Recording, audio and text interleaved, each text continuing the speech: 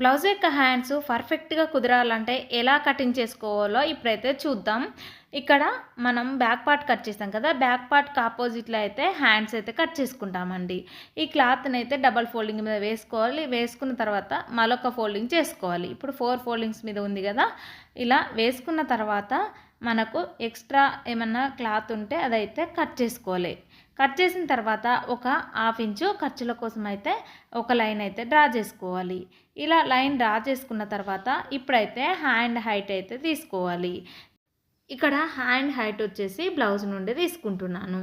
ఇలా బ్లౌజ్ను double folding మీద వేసుకొని హ్యాండ్ అయితే ఇలా పెట్టుకోవాలి. పెట్టుకున్న తర్వాత ఇక్కడ షోల్డర్ కుట్టు దగ్గర దాకా ఒక మార్క్ అయితే చేసుకోవాలి. చేసుకున్న తర్వాత ఒక హాఫ్ ఇంచు ఖర్చుల కోసం మరొక మార్కింగ్ చేసుకోవాలి.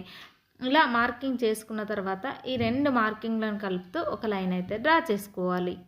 ఇలా డ్రా చేసుకున్న తర్వాత హ్యాండ్ లూజ్ అయితే తీసుకోవాలి. హ్యాండ్ లూజ్ వచ్చేసి ఈ బ్లౌజ్ నుండే నేను తీసుకుంటున్నాను. ఒకసారి చూడండి. ఇక్కడ ఒక మార్కింగ్ అయితే చేసుకోవాలి.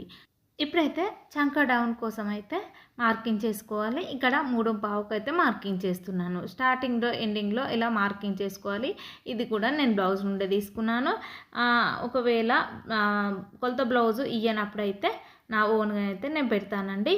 ఇక్కడైతే ఈ 2 మార్కింగ్లను కలుపుతూ ఒక లైన్ అయితే డ్రా చేసుకోవాలి. డ్రా చేసుకున్న తర్వాత ఇప్పుడైతే ఈ చంక డౌన్ కోసం అయితే మనం షోల్డర్ కుట్టు దగ్గర నుండి ఇలా కింది లైన్ వరకు ఇక్కడ 8.5కి అయితే ఒక మార్కింగ్ చేసుకోవాలి. ఇదైతే చంక రౌండ్ వచ్చిందండి. అక్కడ ఆ చంక రౌండ్ అయితే ఇలా ఇక్కడ మనం అయితే డ్రా చేసుకోవాలి.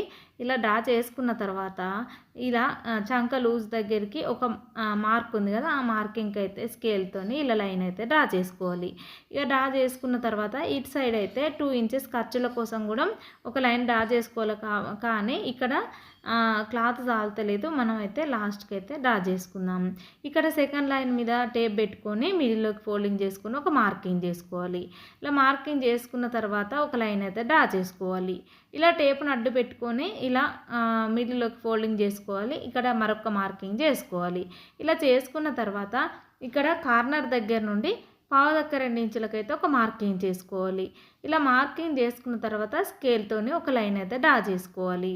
ఇలా డ్రా చేసిన తర్వాత ఇప్పుడైతే మనమైతే బ్యాక్ ఫ్రంట్ ఇలా కర్వ్ అయితే తీసుకుందాం. ఇక్కడ కర్వ్ స్కేల్తోని షోల్డర్ కుట్టు దగ్గర నుండి ఇక్కడ మన కార్నర్ దగ్గర లైన్ ఉంది కదా! అక్కడి వరకు అయితే ఇలా డ్రా చేసుకోవాలి. ఇలా డ్రా చేసుకున్న తర్వాత స్కేల్ను మరొక సైడ్ తిప్పుకొని మళ్ళీ అలాగే డ్రా చేసుకోవాలి. ఇలా డ్రా చేసిన తర్వాత ఇదైతే బ్యాక్ పార్ట్కి వచ్చే కర్వ్ అండి. ఇప్పుడు ఫ్రంట్ పార్ట్కి వచ్చే కర్వ్ అయితే తీసుకుందాం. ఇక్కడ షోల్డర్ కుట్టు దగ్గర నుండి 1 ఇంచు లోపలికి తీసుకోవాలి. ఇక్కడ చంక కుట్టు దగ్గర నుండి 1 ఇంచు లోపలికి అయితే ఇలా మార్కింగ్ చేసుకోవాలి. ఇలా 2 మార్కింగ్లను కలుపుతూ కర్వ్ స్కేల్తోనైతే ఈ లైన్ అయితే మనం డ్రా చేసుకోవాలి. ఇక్కడ మధ్యలో మన మార్కింగ్ ఉంది కదా! ఆ మార్కింగ్ ఇలా కలుపుకోవాలి వీడియోలో చూపిస్తున్నట్టుగా. ఇలా గీసుకున్నాం అనుకోండి హ్యాండ్ అయితే పర్ఫెక్ట్గా వస్తుంది. హ్యాండ్కి అయితే ఎలాంటి ముడతలు లేకుండా వస్తుందండి. మనకైతే పర్ఫెక్ట్ హ్యాండ్ రావాలంటే ఒకసారి ఇలా ట్రై చేసి చూడండి. ఇప్పుడైతే హ్యాండ్ అయితే కట్ చేసుకుందాం.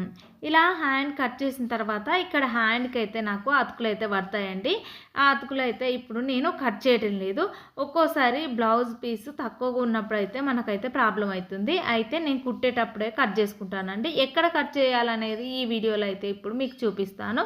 ఇక్కడ మనకు లైన్ గీసాం కదా స్ట్రేట్గా, ఆ లైన్ దగ్గర మనం పెట్టుకున్నాం అనుకోండి బ్లౌజ్ పీస్ను ఇలా పెట్టుకుంటే మనకైతే సరిపోతుంది. ఆ ఖర్చు అయితే ఇక్కడ పనికొస్తుందండి. వేరే చోట తీయాల్సిన అవసరమే ఉండదు. ఇంతటితో ఈ వీడియో కంప్లీట్ అయింది. వీడియో చూస్తూ వెళ్ళిపోకుండా ఒక చిన్న లైక్ ఇచ్చి నా ఛానల్ సబ్స్క్రైబ్ చేసుకోండి. నా ఛానల్ సపోర్ట్ చేయండి. Bye friends.